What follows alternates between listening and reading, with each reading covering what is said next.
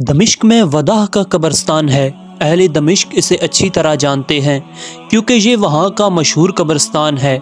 اس میں اولیاء، علماء، مجاہدین اور شہداء کی قبریں ہیں۔ اسی قبرستان کے اندر ایک گورکن تھا۔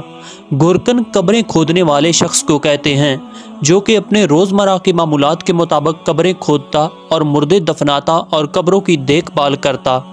ایک روز وہ اپنے معمول کے مطابق اپنے کام میں مصروف تھا کہ ایک عورت اس کے پاس آئی اور ایک قبر کھودنے کو کہا۔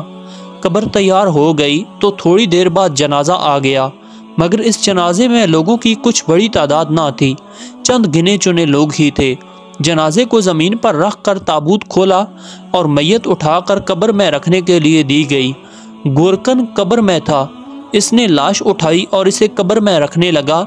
اسی دوران قبر کھل گئی اور جنت کے باغوں میں سے ایک باغ بن گئی، اور اگلا منظر یہ تھا کہ دو آدمی عربی گھوڑوں پر سوار آئے اور میت کو لے کر چلے گئے۔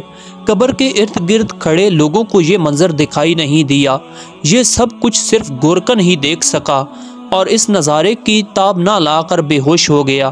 لوگوں نے اسے اٹھایا، اس کے منہ پر پانی کے چھینٹے مارے، اسے ہوش میں لائے۔ ہوش میں آنے کے بعد اس نے عورت کے بارے میں پوچھا، مگر وہ جا چکی تھی۔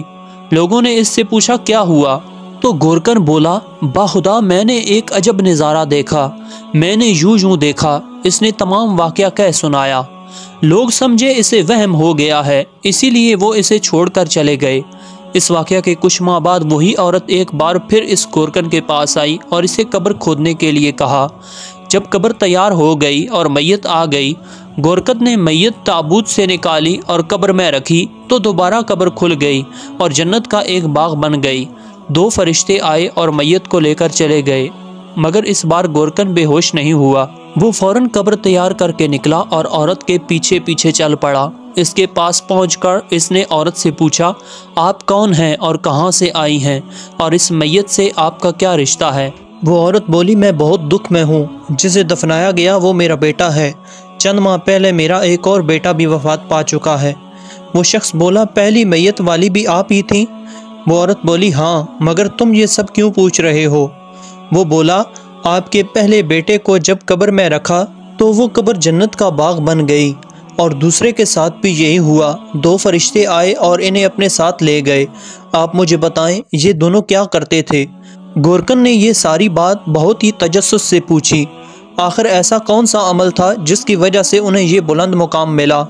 وہ عورت بولی، پہلا طالب علم تھا اور دوسرا ترخان تھا جو اپنے بھائی کی تعلیم و تربیت کے اخراجات برداشت کر رہا تھا۔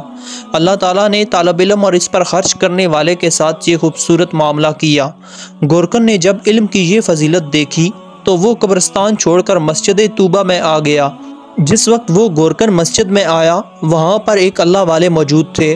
گورکن نے ان کی خدمت میں حاضر ہو کر کہا کہ میں علم حاصل کرنا چاہتا ہوں۔ شیخ صاحب فرمانے لگے کہ دیکھنے میں آپ 40-50 کی معلوم ہوتے ہیں، اور آپ کو اب اس عمر میں علم حاصل کرنے کا خیال کیسے آیا؟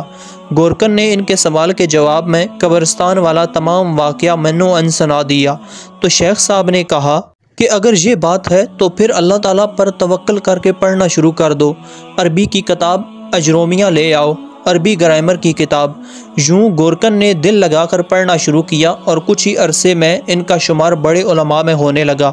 گورکن کا نام شیخ عبد الرحمن خفار تھا۔ وہ دمشق کے بڑے عالم کے طور پر جانے جاتے تھے۔ ان کے بعد ان کا سارا خاندان نسل در نسل علم حاصل کرنے والوں میں شامل رہا، جن میں سب سے آخری عالم دین شیخ عبد الرزاق خفار تھے۔ وہ بھی دمشق کے مشہور علماء میں سے تھے جنہوں نے اس واقعہ کو بیان کرنے کی اجازت دی۔ یہ واقعہ بطور مثال سب کے سامنے پیش کیا گیا تاکہ لوگوں کو یہ خوشخبری ملے کہ اللہ تعالیٰ علم حاصل کرنے والوں کے ساتھ کیا معاملہ کرتا ہے۔